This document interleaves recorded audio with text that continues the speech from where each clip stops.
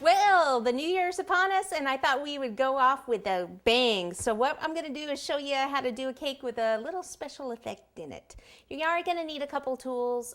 You're going to have to go to the hardware store, just get a couple of things there, and then you're actually going to have to go to the bike store.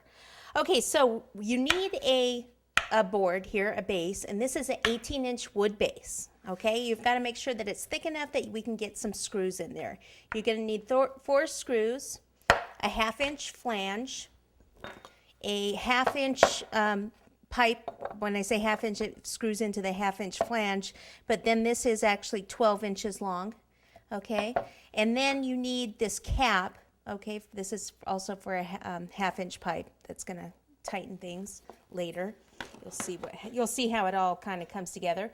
And then this PVC pipe, you need PVC pipe that fits over this pipe. It's a little loose, but you don't want it super loose, just as tight as you can get. That fits over there. It's a good idea to have something to cut tubing. I have some plastic tubing here I'll talk about in a minute. We need a screwdriver.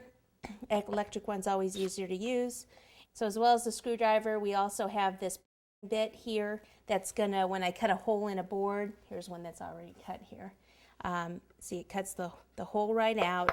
Anyone can use this, and then see how the pipe fits in there. But then when I put this other pipe, the PVC over this, let me just kind of hold that up. When I put this over, it won't go down further than that PVC. So that's why you need that fitting kind of snug over that. You're also going to need another wood board. This one is just about 6 inches with the hole cut out. You can actually go bigger than this. I just had this left over, so I'm going to use this one. We could actually go with a bigger one if we wanted to. We're going to be doing an 11-inch cake, and we also need an 11-inch styrofoam that's 2 inches tall. Okay, so this styrofoam, 11 inches, 2 inches tall, what I did is I just took another piece of foam, not the same kind. This is the bubbly kind of styrofoam.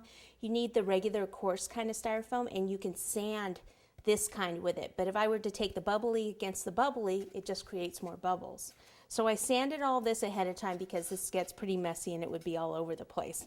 This is actually going to sit here. This is going to be the base of our champagne glass. Okay, now you can't really have cake like hang out like this. I could have this wood board like here. It's just safer if this part is actually anything that's going to hang down. You need it to be styrofoam.